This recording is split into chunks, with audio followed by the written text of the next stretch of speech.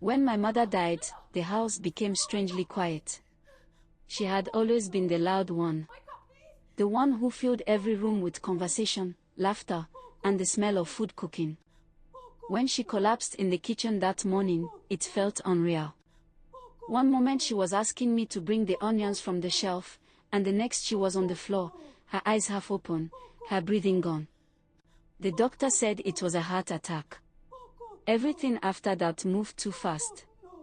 Relatives came, prayers were said, people cried loudly, and before I could even understand what was happening, my mother's body was lying in a coffin in the center of our living room. I stood there staring at her face for a long time. She looked peaceful, but something about it unsettled me. Her lips were slightly open, and her hands looked stiff in a strange way, like they were trying to call inward. I remember thinking it looked like she wanted to grab something. I mentioned it quietly to my aunt. She just shook her head and said, "Dead bodies do strange things sometimes. Don't look too closely." So I tried not to. The next day we buried her.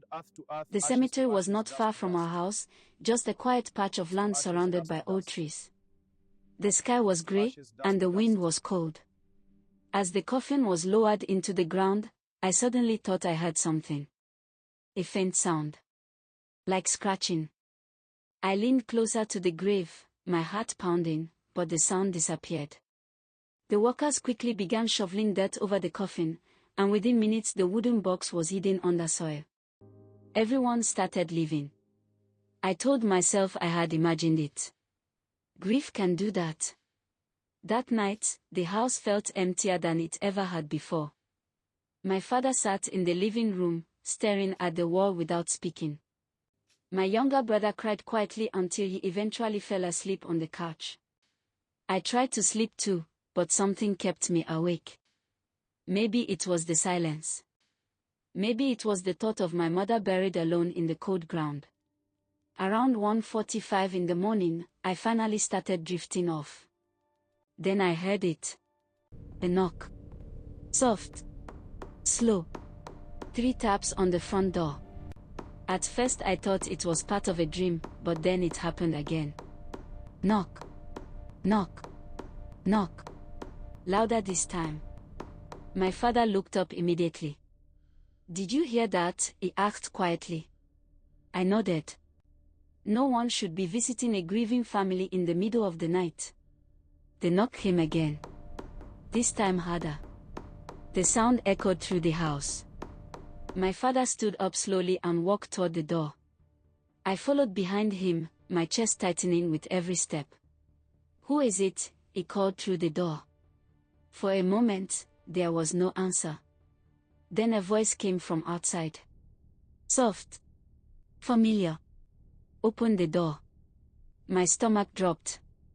I knew that voice. It was my mother's. My father froze in place. My brother woke up suddenly and started crying again. "Daddy, that's Mommy," he whispered. I moved quietly to the window beside the door and lifted the curtain just enough to see outside. What I saw made my legs feel weak. She was standing there.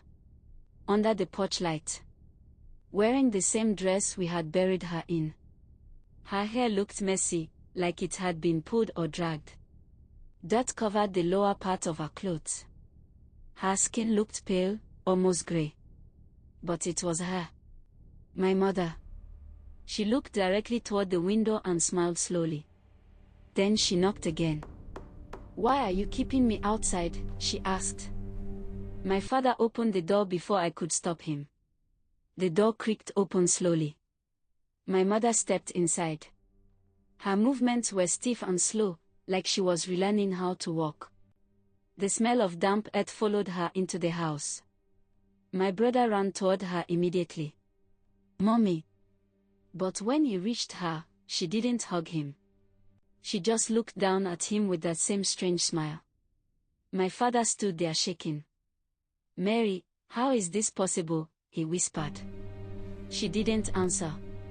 Instead, she turned her head slowly and looked around the house like she was studying it. Like she had never seen it before. Then she spoke quietly. It was very dark in there. No one said anything. The silence in the room became heavy. I noticed something then that made my skin crawl. My mother wasn't blinking. Her eyes were wide open, staring around the room in quick, jerky movements. My father tried to approach her carefully. "Mary, where did you come from?" he asked. She tilted her head slightly. "From where you left me." A cold chill ran through me. Then she said something that made my heart start pounding. "I heard you crying." My father's voice trembled. "You were buried." She smiled again. "Yes." My brother finally noticed something was wrong. He stepped back slowly. "Mommy, why are you dirty?" he asked. She didn't answer him. Instead, she looked at the door behind us. Then back at my father. "They are still there," she whispered. My father frowned. "Who?" Her smile disappeared for the first time. "The ones in the dark." The lights flickered suddenly. The room went silent again. My mother slowly turned her head toward the hallway.